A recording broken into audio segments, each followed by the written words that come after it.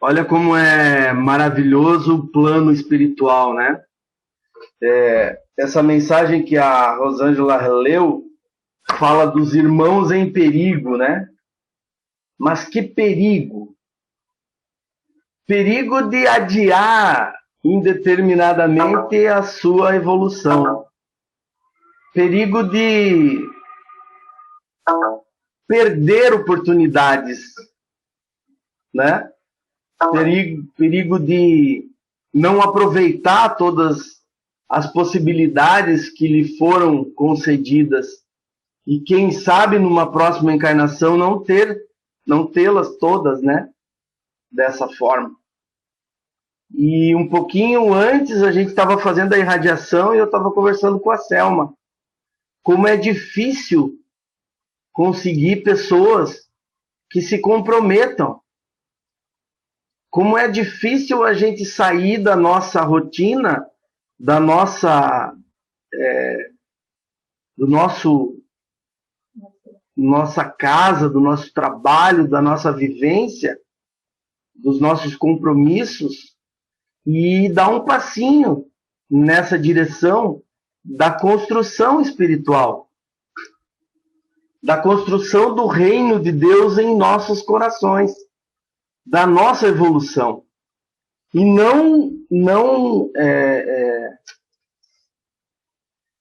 não contrariando esse plano maior, eu, substituindo o nosso irmão Heron, me foi dado a missão de falar sobre que não saiba a vossa mão esquerda o que dê a vossa mão direita. Né? E é uma coisa assim bacana, porque como é que nós vamos imaginar que a nossa mão esquerda não saiba o que a direita faz? Se elas são comandadas por mim, eu sei. Então a gente vai tentar juntos encontrar algumas alternativas para o que Jesus quis dizer com isso. Quando ele falou, basicamente, o capítulo 13 do Evangelho segundo o Espiritismo trata de caridade, de trabalho no bem. E olha como é maravilhoso, né? Kardec foi maravilhoso na forma consecutiva dele escolher os temas. Não por acaso ele colocou na sequência. Porque ler obras espíritas é maravilhoso, né? Mas quando tu investe um pouquinho mais de tempo e estuda essas obras, você começa a perceber detalhes, né? Sutis. Porque lá no capítulo 10 começa com as bem-aventuranças, né? Jesus no monte falando para o povo das bem-aventuranças. O que eram as bem-aventuranças? Os caminhos que eles poderiam optar para poder construir o reino dos céus, né? Em cada um de si. Ou seja, as possibilidades que o povo teria para evoluir. E essa evolução fatalmente livraria eles dos sofrimentos.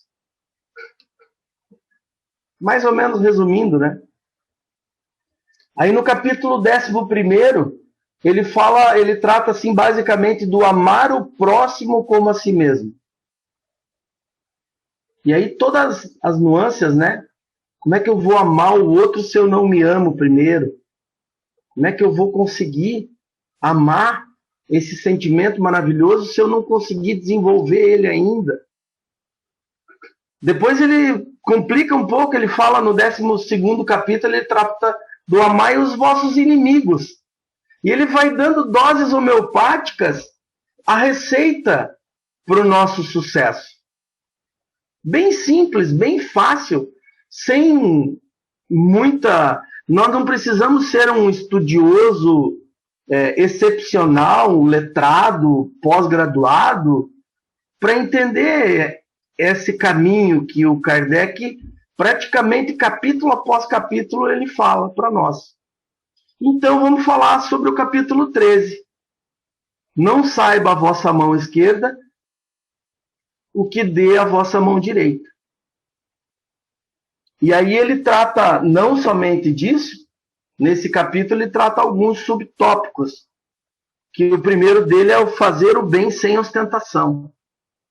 Depois ele fala sobre os infortúnios ocultos, o óbolo da viúva, convidar os pobres e os estropiados, dar sem esperar retribuições, a caridade material e a caridade moral, a beneficência, a piedade, os órfãos, benefícios pagos com a ingratidão e a beneficência exclusiva. Cada tópico desse daria tranquilamente uma palestra, uma oportunidade para a gente refletir e estudar. Então, o que eu li todo o capítulo, estudei e vou fazer um que aborda basicamente todos, que é o primeiro, fazer o bem sem ostentação. E ele começa assim, com um trecho de Mateus, capítulo 6. Tende cuidado em não praticar as boas obras diante dos homens, para serem vistas, pois do contrário não recebereis recompensa de vosso Pai, que está nos céus. Assim, quando derdes esmola, não trombeteis, como fazem os hipócritas nas sinagogas e nas ruas, para serem louvados pelos homens. Digo-vos em verdade que eles já receberam a sua recompensa. Quando derdes esmola, não saiba a vossa mão esquerda o que faz a vossa mão direita, a fim de que a esmola fique em segredo. E vosso Pai, que vê o que se passa em segredo, vos recompensará. E ele, um pouquinho em seguida ali, ele dá um outro tópico de São Mateus. Agora o capítulo 8. Tendo Jesus descido do monte, grande multidão o seguiu. Ao mesmo tempo, um leproso veio ao seu encontro e o adorou, dizendo: Senhor, se quiseres, poderás curar-me. Jesus, estendendo a mão, o tocou e disse: Quero, fica curado. No mesmo instante, desapareceu a lepra.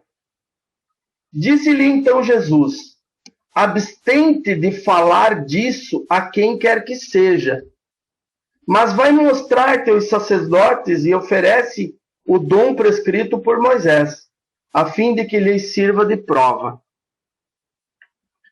Se a gente olhar o primeiro tópico ali, ele dá a entender que a gente não deve fazer as nossas boas ações em público. Pelo contrário, ele fala que a gente tem que fazer quando a gente dá a esmola, tem que dar em segredo. Porque também Deus vê em segredo o que é feito em segredo, né? E depois ele vai nos recompensar.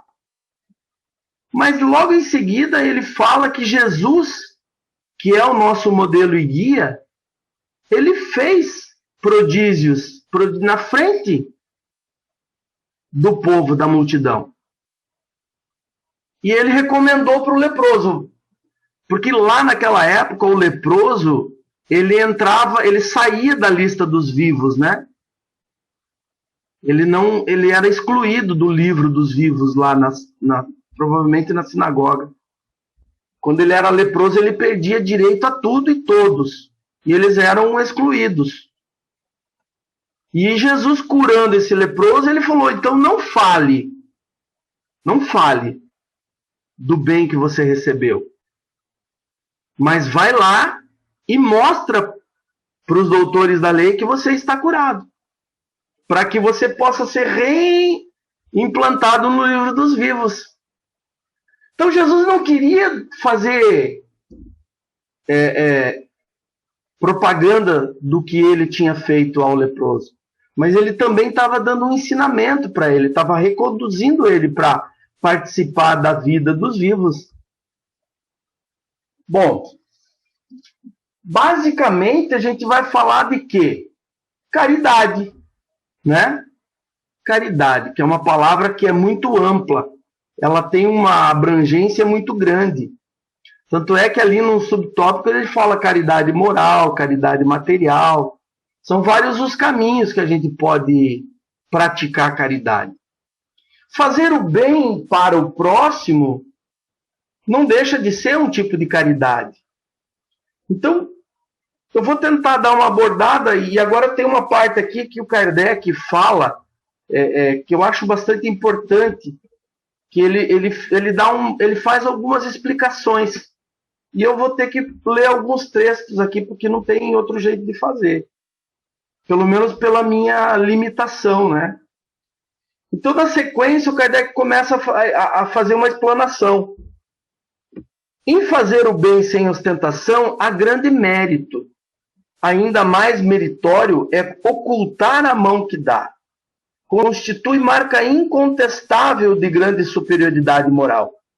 Porquanto, para encarar as coisas de mais alto do que faz o vulgo, mister se torna, ou necessário se torna, abstrair da vida presente, identificar-se com a vida futura. Numa palavra, colocar-se acima da humanidade. Então, a gente fazer caridade sem ostentar é muito importante, tem os seus benefícios. Mas para que a gente possa enxergar realmente os benefícios verdadeiros disso tudo que nós vamos falar, há que se fazer uma exteriorização. A gente tem que sair do ponto de vista material, físico, humano, e temos que começar a enxergar como espíritos. Colocar-se acima da humanidade para renunciar à satisfação do advém do testemunho dos homens que esperar a aprovação de Deus. Então, para mim, fazer a caridade sem contar com que alguém vai falar bem de mim para que eu possa ser beneficiado, eu tenho que enxergar o lado espiritual disso tudo, dessa virtude, que vai ter muito mais. Aquele que prefere ao de Deus o sufrágio dos homens, prova que mais fé é depositada nesses do que na divindade, e que mais valor dá à vida presente do que à futura. Se diz o contrário, procede como se não cresce no que diz. Então, geralmente, quando nós vamos fazer algum bem para alguém, alguma caridade, a gente lá no fundo já tem uma esperança de que nós vamos ser beneficiados em algum momento. E isso é a grande sacada de tudo isso. Quando eu consigo fazer o bem somente pelo bem, que é uma das características dos espíritos superiores, né? Espíritos mais elevados, então eu não conto com essas, vamos dizer assim, com esses benefícios pelo que os outros vão dizer. Tipo, eu ajudei uma pessoa e essa pessoa, lá no fundo, eu espero que ela fale bem de mim. Eu espero que em um momento ela me retribua, ou que pelo menos ela tenha gratidão por mim. Isso a gente vive diariamente, principalmente dentro do lar, dentro da família. Às vezes alguma pessoa não nos corresponde e a gente fala assim, puta, que ingrato que tu é, né, cara? Olha tudo que eu fiz para te ajudar, tudo que eu fiz por você. Olha os sacrifícios que eu fiz por você. O que eu estou externando naquele momento? Que eu tinha interesse em alguma coisa quando eu fiz. Isso é muito legal, quando a gente consegue subir acima da humanidade, sair do corpo humano e enxergar como espírito. E aguardar que esses benefícios sejam nos dados por Deus na medida que nós merecemos verdadeiramente. E ele continua assim, quantos há que só dão na esperança que o que recebe irá bradar por toda a parte o benefício recebido? Quantos os que de público dão grandes somas e que, entretanto, as ocultas não dariam uma só moeda? Muitos, né? Foi por isso que Jesus declarou: os que fazem o bem ostentosamente já receberam sua recompensa. Com efeito, aquele que procura sua própria glorificação na terra, pelo bem que pratica, já se pagou a si mesmo. Deus nada mais lhe deve, só lhe resta receber a punição do seu orgulho. Olha como é importante a gente entender esse processo. E continuando, não saber a mão esquerda o que dá a mão direita é uma imagem que caracteriza admiravelmente a beneficência modesta. Mas se há modéstia real, também há a modéstia falsa, ou a falsa modéstia. O simulacro da modéstia. Claro, como tem pessoas que fazem realmente o bem e são sinceros, são modestos, também existem pessoas que querem transparecer que são modestas, mas há pessoas que ocultam a mão que dá, tendo, porém, o cuidado de deixar aparecer um pedacinho, olhando em volta para verificar se alguém não o terá visto, ocultá-la. Indigna paródia das máximas do Cristo. Se os benfeitores orgulhosos são depreciados entre os homens, se nós não gostamos de ver pessoas que são benfeitoras orgulhosas, que não será perante Deus? É profundo isso, né? Ele fala, não, mas eu nunca fiz isso. Começa a pensar e refletir no teu comportamento diante das condutas que nós temos no nosso dia a dia, e a gente começa a se achar dentro desse texto, em várias situações. Porque ainda nós somos imperfeitos. Mas a gente precisa lembrar que Jesus falou isso daquilo lá atrás, 1000 e tantos anos, 2000 anos atrás. Olha como ainda é atual a nossa condição quando se trata de amar o próximo, de fazer o bem. E isso que é para o nosso próprio bem, né? Também esses já receberam na terra a sua recompensa. Foram vistos, estão satisfeitos por terem sido vistos. É tudo o que terão. E qual poderá ser a recompensa do que faz pesar os seus benefícios sobre aquele que os recebe? Que lhe impõe, certo modo, testemunhos de reconhecimento, que lhe faz sentir a posição, exaltando o preço dos sacrifícios a que se volta para beneficiá-los. Aqueles casos onde a gente vai dar, mas impõe uma condição. Ó, eu vou te dar, mas se você for comprar pinga, você não vai ganhar mais. Eu vou te ajudar, vou te dar comida, mas você precisa trabalhar, você é vagabundo.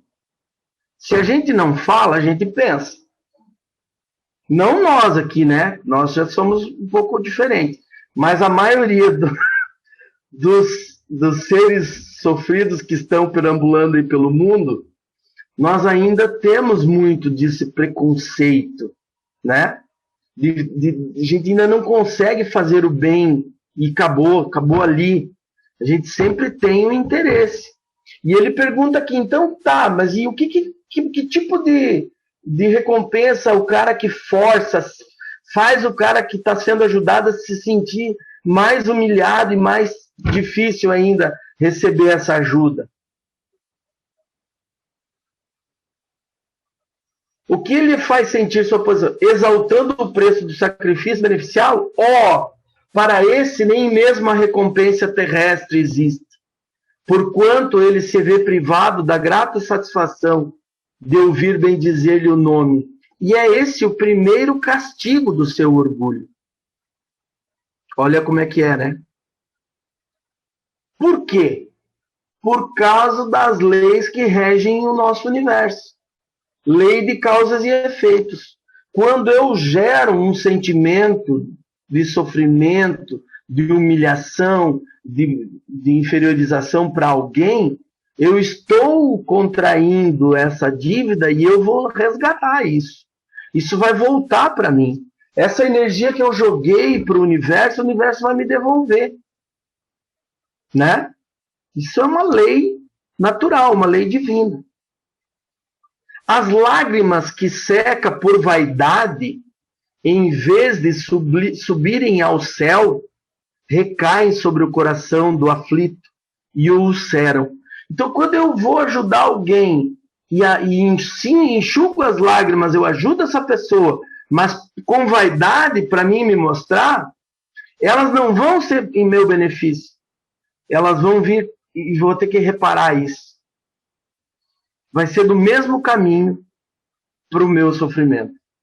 Do bem que praticou, nenhum proveito lhe resulta, pois que ele o deplora.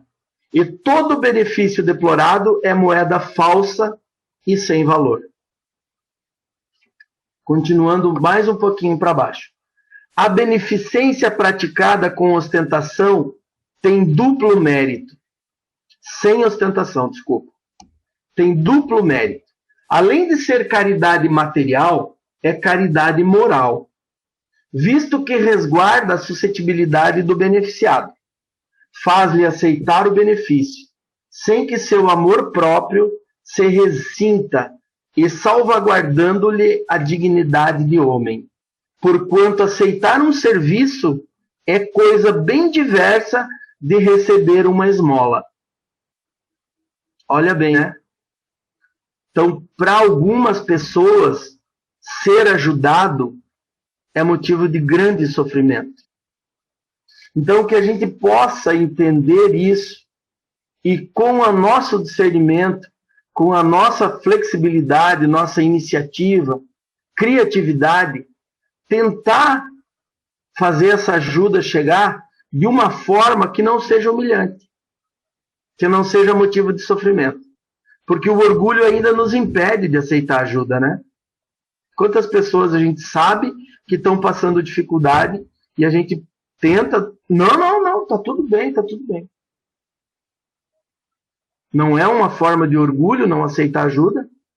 Eu não estou falando só de comida, eu não estou falando só de dinheiro. Eu estou falando de um aspecto muito amplo em todos os sentidos. Ora, converter em esmola o serviço pela maneira de prestá-lo é humilhar o que o recebe. E em humilhar a outrem há sempre orgulho e maldade. A verdadeira caridade, ao contrário, é delicada e engenhosa, no dissimular o benefício, no evitar até as simples aparências capazes de melindrar, dado que todo atrito moral aumenta o sofrimento que se origina da necessidade.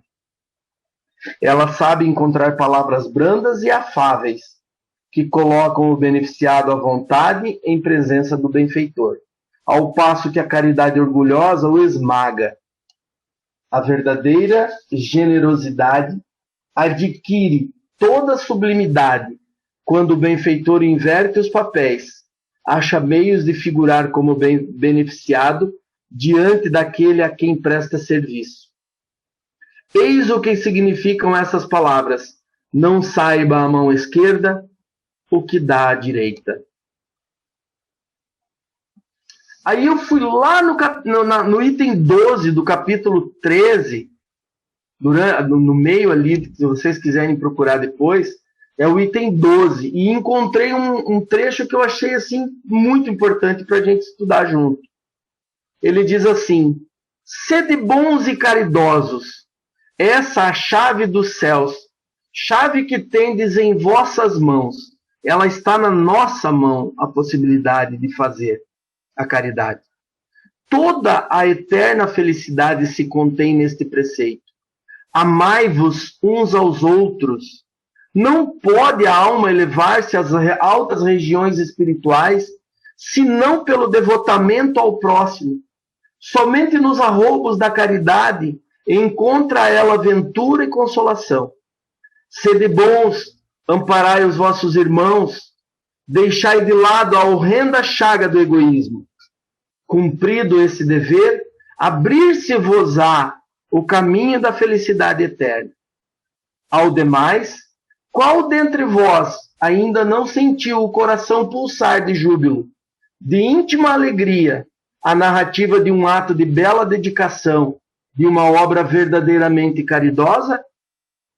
Quem de nós não sentiu a alma leve depois de fazer uma boa ação?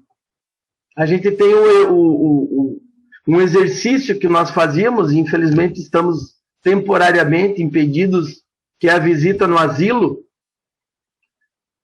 Quantas vezes eu ouvi dizer assim, olha, estou cansado fisicamente, mas a minha alma está leve. Por quê? Porque é bom fazer o bem. É bom ajudar o outro. A gente se sente bem. A gente preenche aquele vazio espiritual que muitas vezes nos fez companhia e nós não sabíamos do que se tratava.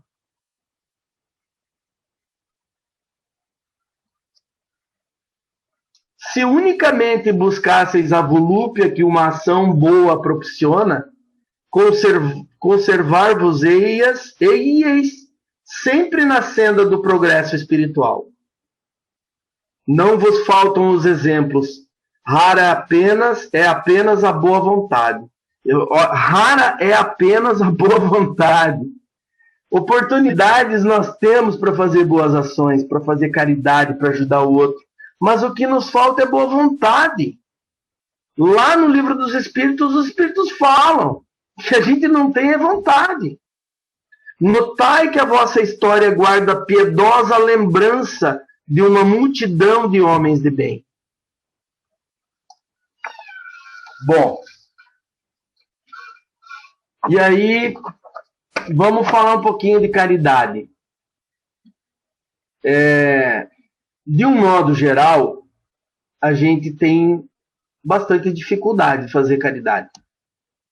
Principalmente no tocante a alguns quesitos que ainda a gente enrosca, né? Algumas imperfeições que ainda nós arrastamos nas nossas existências. E aí eu coloquei assim, por que temos tanta dificuldade em ajudar, em fazer a caridade? Porque às vezes a gente tem até vontade, mas não sabe bem como fazer. Às vezes a gente tem preguiça, às vezes a gente não quer sair daquele comodismo. Às vezes dá trabalho, né? Dá trabalho. Às vezes se envolver com o problema dos outros, mas daí depois a gente vai ter consequências. Por que a gente tem tanta dificuldade se ajudar gera felicidade, bem-estar? Por que a gente tem tanta dificuldade se quando fazemos o bem aos outros, somos nós os maiores beneficiados? Porque se nós entendemos que Jesus falou, é dando que se recebe, tudo que eu fizer em prol do outro vai voltar para mim. Eu só não posso querer que isso aconteça, né? Mas eu preciso entender que isso acontece. E preciso começar a usar isso como rotina. Passar a ser automático na minha vida. Claro que eu não vou conseguir ser um exemplo, né? Tipo um Chico Xavier, uma Irmã Dulce, uma Madre Teresa, porque ainda nós estamos distantes disso. Mas quem sabe um primeiro passinho, né? E aí eu elenquei algumas coisas aqui. E eu coloquei assim como sendo o primeiro quesito, porque a gente ouve isso muito forte. Então, a gente tem uma grande dificuldade de praticar o bem e ajudar os outros e fazer caridade pelo nosso egoísmo. Não teria como não colocar esse critério aqui, né? Nós ainda somos egoístas, a gente pensa sempre mais em nós. Imagine uma cena assim, ó. Você comprou um casaco, coisa mais linda, era o sonho da tua vida, um casaco. Caro, pagou em 10 prestação no cartão. Levou 1 ano pagando, suado. Aí chegou lá numa determinada situação, um mendigo te aborda e pede o casaco para você. qual de nós daria o casaco? Mas assim, ó, de coração, aberto. Pô, desculpa, cara, esse casaco me custou muito caro, não vou te dar. Não, negativo. Vou até procurar um outro casaco velho lá em casa, que eu não uso mais, eu te dou. Não é assim que a gente age? O que é isso? Segundo, que eu coloquei, desequilíbrio nosso. Mas como assim desequilíbrio? Porque nós ainda sofremos muito com o sofrimento dos outros. A gente... Eu já ouvi muito, né, Selma? Ah, eu não vou no asilo porque eu não aguento ver aqueles velhinhos lá, todos sofridos, abandonados pelas famílias. Eu choro, saio de lá chorando, passo mal. Então a gente ainda sofre o nosso desequilíbrio em ver o sofrimento do outro. Então eu prefiro não ir. Mas peraí, será que essa cena sofrida não é uma oportunidade para mim poder exercitar a ferramenta que vai me levar à evolução? E eu prefiro ficar em casa, não ver, que daí o que os olhos não vê, o coração não sente, né? Coloquei uma outra coisa aqui chamada apego. Cara, a gente lamenta muito perder. Nós não somos feitos para perder o que a gente conquistou sofridamente. A gente tem dificuldade. Exemplo do casaco, né? Quem é que não tem uma coisa em casa que nunca usa, tá lá engavetado dentro de um negócio lá, mas não usa e não passa para alguém usar, não doa, não abre mão. Não, isso aqui é o meu tênis que eu ganhei quando eu fiz 22 anos, meu primeiro tênis, está tudo lá, não usa e está ali dentro das gavetas e os armários. Eu estou falando de mim também, porque eu venho exercitando isso. Não, vamos dar uma geral aqui, vamos doar. Não, mas esse sapato aí não. Cara, mas faz 3 anos que você não usa, não põe o sapato no pé. Não, deixa aí que uma hora eu vou usar. Uma hora vai ter um casamento, alguma coisa eu vou usar. O que é isso, gente? Aí eu fui dar uma estudada. Um pouco dessa conservação, eu acho que está enraizado em nós pela lei de conservação, de preservação. Porque nós fomos criados com um modelo de sucesso de quem consegue acumular bastante. Nossas famílias nos criaram para que a gente desse certo. Estudasse, fizesse o melhor curso, tivesse o melhor emprego, conseguisse adquirir bastante coisas. Esse é um modelo social perfeito de sucesso. Então, nós nos programamos mentalmente para receber, para conquistar. Agora, nós sofremos, nós temos dificuldade em desapegar, em liberar. Falou, cara, eu tenho 3 bicicletas aqui em casa, faz 5 anos que eu não uso. Eu vou dar 2. Uma eu vou ficar aí, 2 eu vou dar. Não, deixa aí, uma hora eu vou andar. Não anda. Eu tô falando de mim, tá? Amor, deixa eu olho no horário. Vocês concordam? Na hora que eu fizer falar besteira aqui, vocês, por favor, me chamem a atenção. Um outro tópico que eu coloquei. Subestimamos a nós mesmos. Por quê? Porque nós achamos que não temos nada para dar. Eu não estou falando só material. Estou falando sentimental, espiritual, uma palavra, um ombro, um conselho, uma ajuda. Ah, eu não sei fazer, eu não consigo. Cara, eu não tenho nada. O que eu vou lá? Vou fazer o quê? Não sei fazer nada. Não sei falar nada. Não sei falar bonito que nem o outro lá fala. Então nós subestimamos a nossa capacidade, o nosso potencial. E eu coloquei também um quesito chamado ignorância. Nós ainda desconhecemos o nosso desconhecimento das leis que regem o universo. Não sabemos como fazer. Desconhecemos os benefícios dos trabalhos do bem. Muitas vezes nós ignoramos o caminho da evolução. Muitas vezes nós não entendemos ainda muito bem isso que Kardec está explicando para nós aqui, como é que nós fazemos para nos livrar dos nossos sofrimentos? Nós estamos lá rezando, pedindo para Deus ajudar, para Deus fazer as coisas que a gente quer. Mas a gente esquece que nós somos por nós, que é plantio e colheita. Nós colhemos o que nós plantamos. E se nós continuamos procrastinando, protelando, levando para frente e não queremos mudar, o resultado é meu. A consequência é minha. Bom, aí eu fui lá no livro Viajor, do Emmanuel, através do Chico, e ele tem uma parte lá, uma parte que ele fala sobre caridade. Tá bom, então agora a gente falou das dificuldades, agora vamos dar... Emmanuel é maravilhoso nesse texto. Ele é simplesmente perfeito. Ele fala assim, caridade é sobretudo amizade. Para o faminto é o prato de sopa.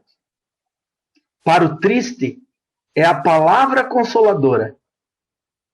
Para o mal é paciência com que nos compete auxiliá-los.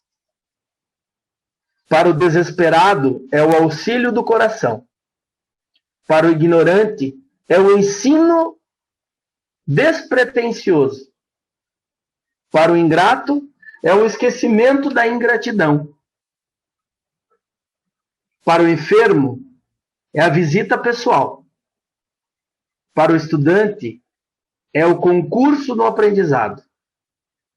Para a criança é a proteção construtiva. Para o velho é o abraço irmão. Para o inimigo é o perdão. Para o amigo é o estímulo.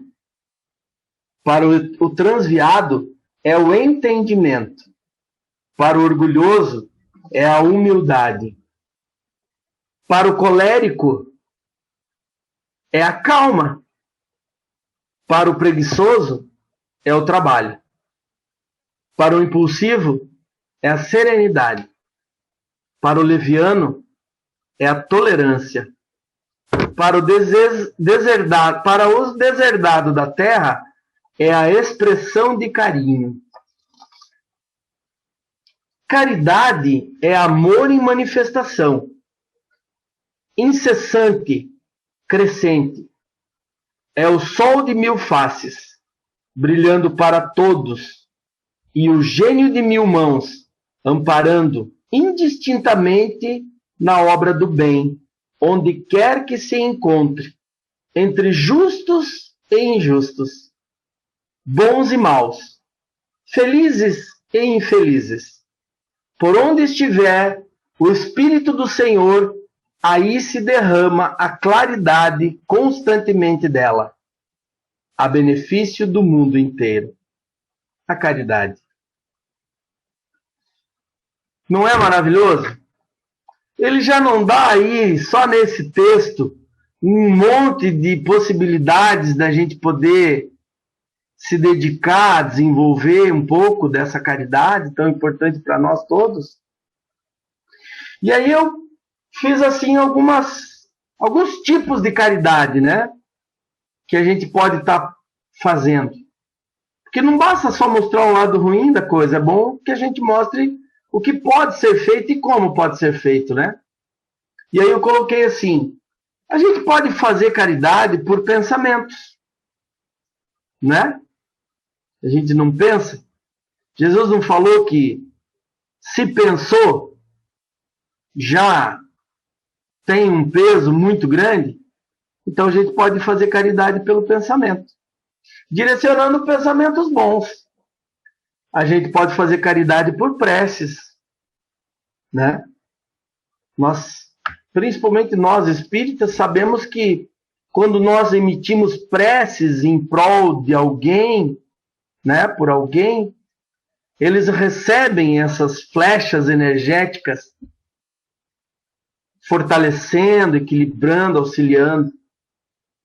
Eu lembro no livro do André Luiz que ele falava que quando começou a receber assim dardos, né, eram as preces que estavam fazendo na terra por ele. A gente pode também fazer caridade por palavras, ditas ou não ditas. Porque às vezes a gente faz mais caridade calando do que falando, né?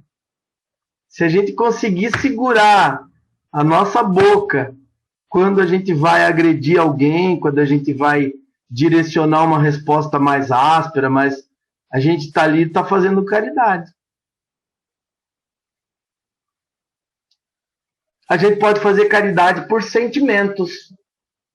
Quando eu consigo ter compaixão, não pena, mas compaixão de alguém que está passando por uma situação difícil, eu estou sendo caridoso.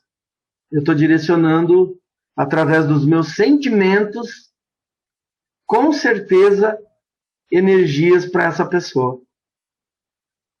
A gente pode fazer caridade por ações no bem.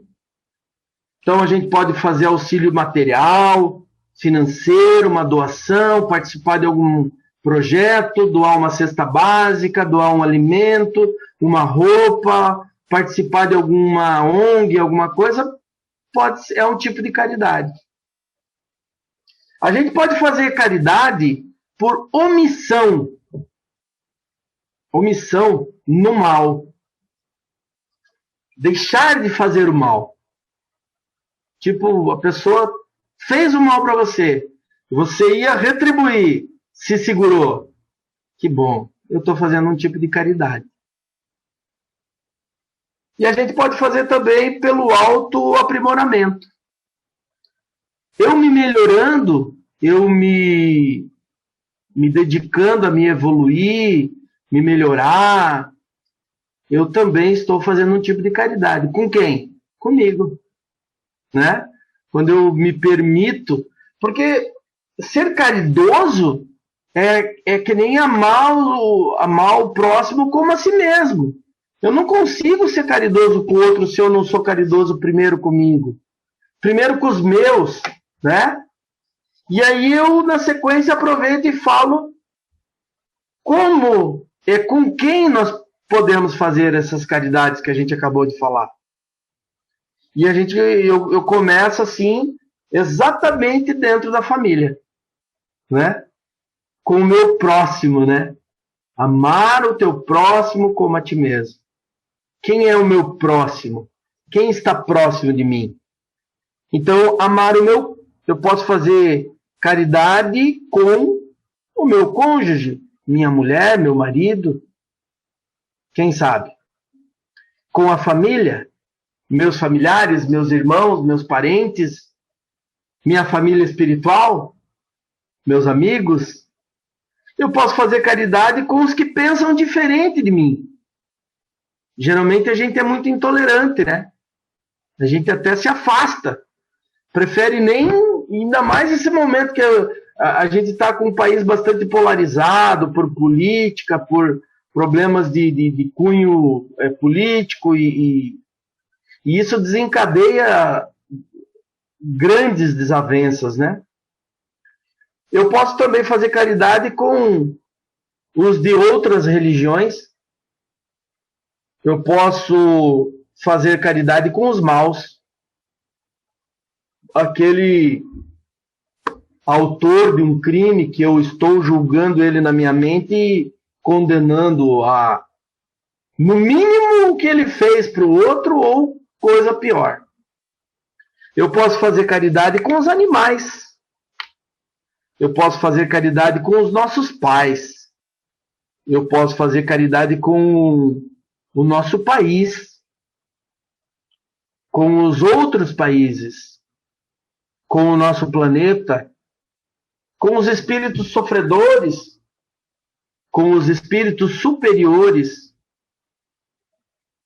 Eu posso fazer caridade com Jesus e o nosso Pai, nosso Deus. Eu posso fazer caridade com você, comigo. E eu posso fazer caridade com o Espiritismo. com essa doutrina maravilhosa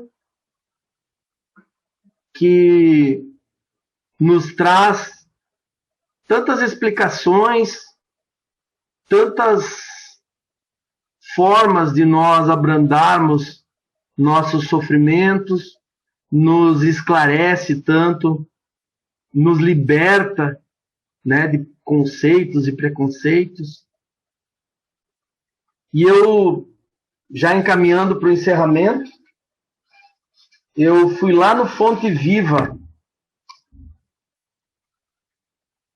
O Emmanuel, de novo, pelo Chico, né?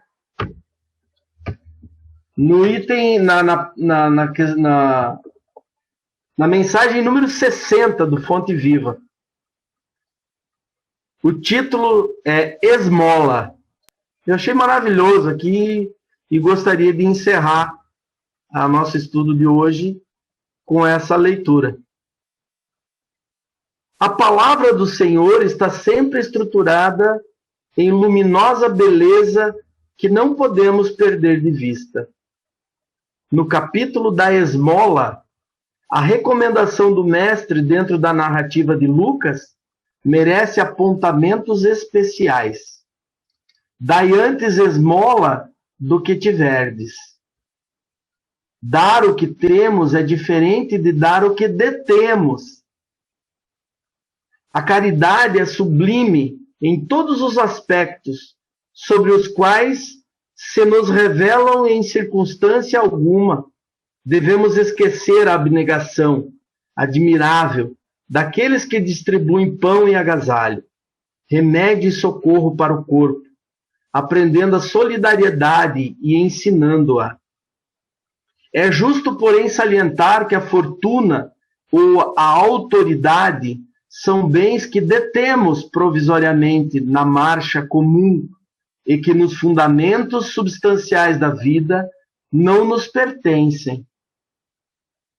O dono de todo o poder e de toda a riqueza do universo é Deus, nosso Criador e Pai, que empresta recursos aos homens, segundo os méritos ou as necessidades de cada um. Não olvidemos assim as doações de nossa esfera íntima e perguntemos a nós mesmos: que temos de nós próprios para dar? Que espécie de emoção estamos comunicando aos outros? Que reações provocamos no próximo? Que distribuímos com os nossos companheiros de luta diária? Qual é o estoque dos nossos sentimentos? Que tipo de vibrações espalhamos? Para difundir a bondade, ninguém precisa cultivar riso estridente ou sorrisos baratos. Mas para não darmos pedras de indiferença aos corações famintos de pão da fraternidade, é indispensável amealhar em nosso espírito as reservas da boa compreensão, emitindo o tesouro de amizade e entendimento que o Mestre nos confiou em serviço ao bem, de quantos nos rodeiam perto ou longe. É sempre reduzida a caridade que alimenta o estômago, mas que não esquece a ofensa, que não se dispõe a servir diretamente ou que não acende a luz para a ignorância.